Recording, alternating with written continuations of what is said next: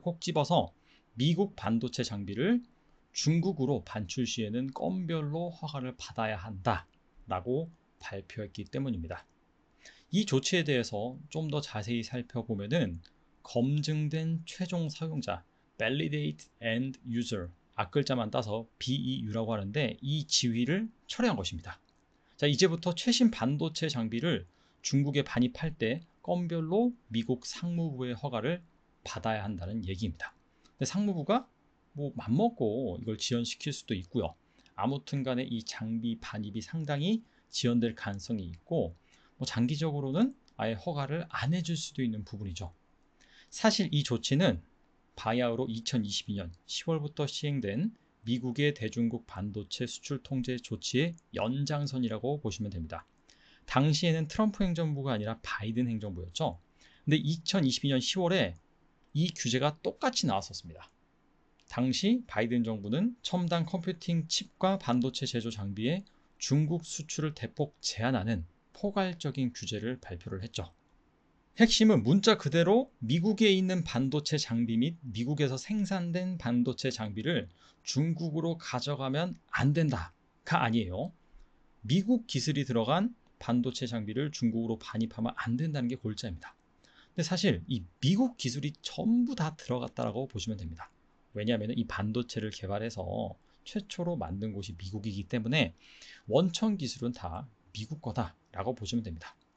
통제 대상 장비에는 14나노 또는 16나노 이하의 비평면 트랜지스터 구조 로직 칩을 생산하는 데 사용되는 식각, 증착, 노광 등 다양한 공정 장비가 포함됩니다. 자, 한마디로 중국에서 첨단 반도체 만들지 마 라고 엄포를 내놓은 셈이죠. 자, 주말에 우리나라 언론도 정말 서로 다투듯이 이 속보를 쏟아냈는데 과연 이 삼성전자와 SK하이닉스에 어떤 영향을 미칠지, 월요일 장 시작하자마자 주가가 급락한 것은 아닐지, 투자자는 과연 이걸 던져야 되는지 한번 알아보도록 하겠습니다. 자, 결론적으로 말씀드릴게요. 주가의 악영향은 맞습니다. 하지만은 갑자기 이 삼성전자나 SK하이닉스의 주가를 막 신저가로 보낼 만한 심각한 악재는 아니다라고 말씀드릴게요. 그 이유를 살펴보면은 첫 번째로 이미 어느 정도 예고된 이슈입니다.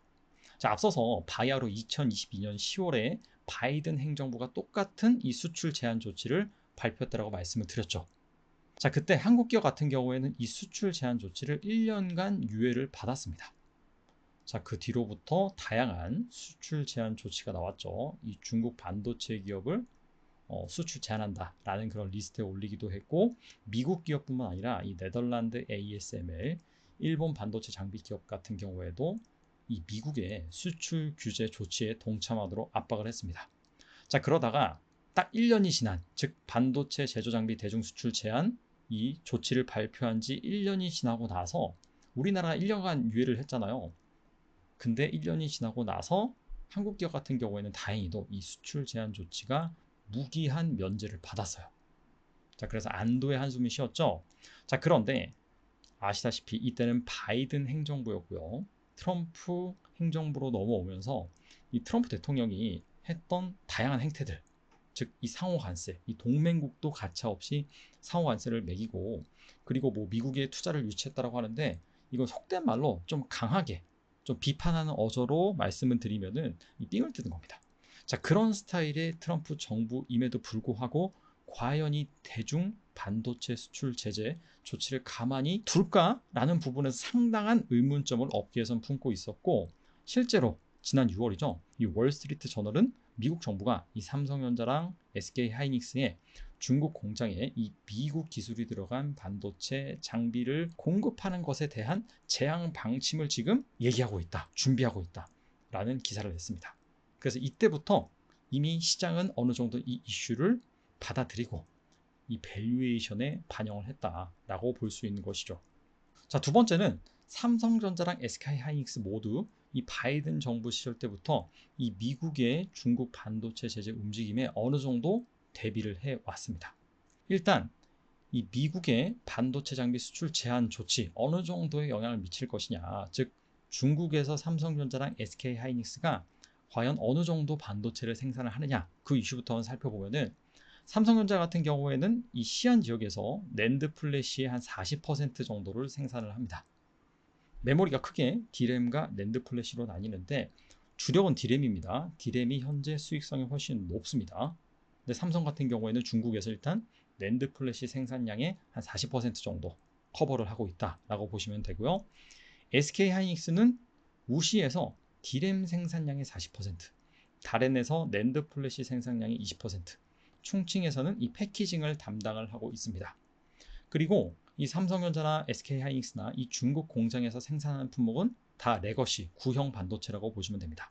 뭐 서버, 자동차, 스마트폰 여기에 들어가는 좀 구형 반도체. 자, 그렇게 중요하지 않은 반도체를 생산을 한다라고 보시면 됩니다.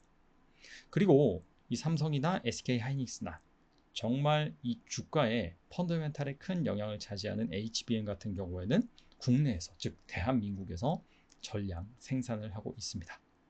그래서 뭐 HBM을 계속해서 업데이트하거나 업그레이드하는 이슈는 전혀 이번 조치와는 무관하다라고 보시면 되고요.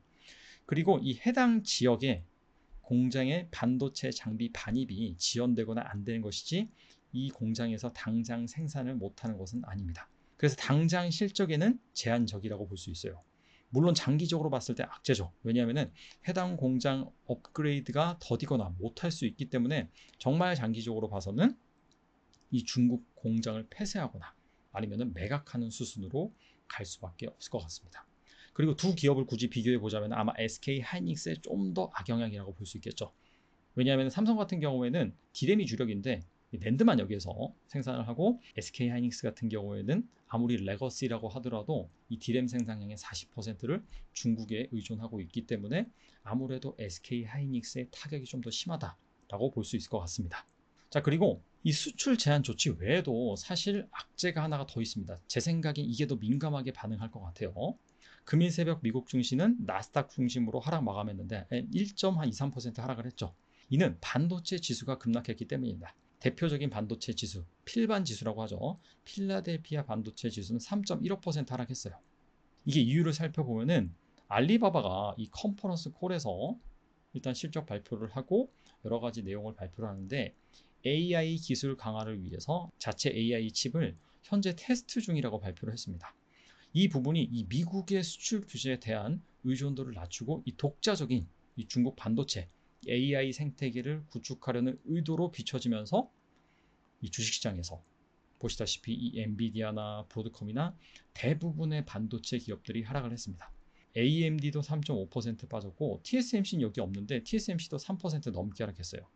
마이크론도 한 2.4% 정도 하락을 했습니다. 자, 이런 것들을 감안한다라고 한다면은 삼성전자나 SK하이닉스 주가 하락도 불가피할 것으로 예상이 되고, 자, 직접적인 가늠자 역할을 하는 이 영국에 상장된 삼성전자 예탁증서 주가인데, 뭐 영국 증시가 우리나라 증시 끝나고 나서 이제 개장을 해서 우리나라 시각으로 자정 한 5분, 10분까지 진행이 됩니다. 자, 그런 것들을 보면은 이렇게 쭉 하락한 것을 알 수가 있죠. 하락률 같은 경우에는 한 2% 내외 정도 됩니다. 그래서 한 대략적으로 이 정도는 하락할 수 있다라고 여러분들이 생각하시면 될 것 같고요. 물론 주말에 또 어떤 이슈가 나올지, 그리고 환율이 뭔가 요동친다라고 한다면 더 많이 하락할 수 있는 부분을 여러분들이 감안하시면 좋을 것 같습니다. 자, 기업의 흥망성쇠에 영향을 미치는 요인은 크게 두 가지로 볼 수가 있거든요. 바로 외부 요인과 내부 요인인데, 외부 요인은 보시다시피 이 삼성전자를 둘러싸고 있는 반도체 경기. 아무리 삼성전자가 잘났고 제품 잘 만들고 기술이 좋다라고 해도 반도체 경기가 꺾이면은 그냥 실적이 안 좋아질 수밖에 없는 겁니다. 대표적인 외부 요인이다라고 볼 수 있고, 또 하나 외부 요인. 최근 들어서 정말 중요하게 부각되고 있는 이슈가 바로 지정학이죠. 예전에는 사실 지정학 이슈가 미미하거나 거의 없었습니다. 세계화 시대이기 때문이죠. 그냥 미국과 중국이 사이가 좋고 안 좋고를 떠나서 그냥 공장은 중국에다 놓고 생산은 중국에서 하고 그리고 미국에다 팔고, 자, 이런 것들이 일반화되던 시절이 있었는데 이 코로나를 기점으로 해서 완전히 이 세계화가 바로 역세계화, 탈세계화, 블록화 이런 식으로 진행이 되고 있죠. 자, 그런데 이렇게 외부 요인을 살펴보면은 기업이 컨트롤할 수 있는 부분이 아니에요. 삼성전자가 아무리 잘한다라고 해서 이 지정학적인, 즉 미국과 중국의 사이를 좋게 만들 수가 없습니다. 자, 그래서 이게 리스크로만 비춰지지만은 이 외부 요인은요 항상 이 리스크 이면에는 기회, 즉 찬스가 존재를 합니다. 자, 대표적으로 삼성전자가 이번에 이 테슬라로부터 대규모 AI 칩 수주를 받았죠. 뒤이어서 애플로부터도 수주를 받았습니다. 이게 만약에 지정학적인 그런 흐름이 아니었다면은 삼성전자가 이 테일러 공장을 감행하지도 않았을 것이고요. 이 테일러 공장을 감행함에 따라서 테슬라로부터 수주를 받고 애플로부터 수주를 받은 것입니다. 자, 그 이슈가 아니라면 테슬라나 애플이나 다 TSMC, 이 대만에 있는 공장에 수주를 줬을 수도 있습니다. 하지만은 이 지정학적인 이슈 때문에 삼성전자에 기회가 왔고 전화 위복이 된 셈이라고 볼 수 있겠죠. 자, 그리고 내부 요인은 아무래도 이 삼성전자의 기술력, 삼성전자의 HBM 설계 기술, 양산 수율 이런 것들을 들 수가 있겠죠. 이런 것들이 좋아진다라고 한다면은 엔비디아에 납품할 수 있고요. 그리고 앞서 언급한 테슬라와 애플, 특히나 이 테슬라의 AI 칩을 2나노 공정으로 양산할 예정인데 이런 부분들을 잘 양산한다면 기회를 잡을 수가 있겠죠. 자, 그래서 앞으로가 정말 중요합니다. 먼저 HBM4 이슈 같은 경우에는 현재까지 나온 기사를 살펴보면은 자, 삼성전자가 엔비디아에 납품한 HBM4 샘플이 품질 및 신뢰성 시험, 리라이어빌리티 테스트라고 하죠. 여기에 합격을 했습니다. 그래서 현재 프리프로덕션, 양산 직전 최종 시험 단계에 진입했으며 이 프리프로덕션 단계를 무사히 마치면은 올해 4분기 한 11월에서 12월경에 본격적인 양산 및 납품이 가능할 전망입니다. 일단 이 이슈가 현실화된다라고 한다면은 주가에 긍정적일 수가 있고요. 더 중요한 건 뭐냐면은 과연 이 엔비디아 내 HBM 점유율이 얼마나 될지, 얼마나 많은 물량을 납품할지, 그리고 너무나 단가를 싸게 납품한다라고 한다면은 수익성이 안 나오니까 이 부분이 악재로 작용할 수 있거든요. 그래서 어느 정도 수익성이 보장이 되는지 그 부분 역시 중요하다라고 볼 수가 있고요. 사실 이 HBM보다 더 중요한 거는 저는 파운드리라고 봅니다. 자, 삼성전자의 차세대 AP인 엑시노스 2500을 탑재한 스마트폰이 과연 제대로 출시가 되느냐, 이게 관건입니다. 원래는 S25 시리즈에 탑재될 예정이었는데 수율 문제로 결국에는 스냅드래곤 8이 탑재가 됐습니다. 앞서서 이 테슬라의 AI 반도체 대규모로 수주했다라고 했는데 이게 2나노 공정으로 만들거든요.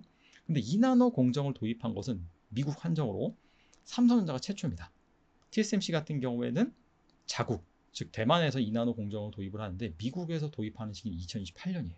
근데 만약에 삼성전자가 이 미국 테일러시 공장에서 2나노를 성공적으로 잘 양산했다라고 한다면은 정말 주가에 큰 모멘텀이 될 수가 있습니다. 근데 이 성공 여부를 가늠할 수 있는 가늠자 역할을 하는 것이 바로 엑시노스가 얼마나 성공적으로 탑재되느냐, 그 부분입니다. 그래서 투자자분들도 이 이슈를 잘 살펴보시면서 대응을 하셨으면 좋겠습니다. 그리고 이 지정학적인 이 혼란스러운 흐름 가운데 정말 우리나라 기업들이 고군분투하고 있긴 한데 이 정부 역할도 상당히 중요합니다. 이 지정학적인 이슈는 기업이 혼자 감당하기엔 너무나 힘듭니다. 그래서 이번에 뭐 정상회담 이후에 얼마나 이 미국과 협력을 잘 해서 우리나라한테 최대한 유리한 쪽으로 이 이슈를 잘 끌고 오는지 그 부분도 상당히 중요하다라고 말씀드리겠습니다. 자, 아무튼 간에 증시 녹록치 않은데 하반기도 힘내셨으면 좋겠습니다. 감사합니다.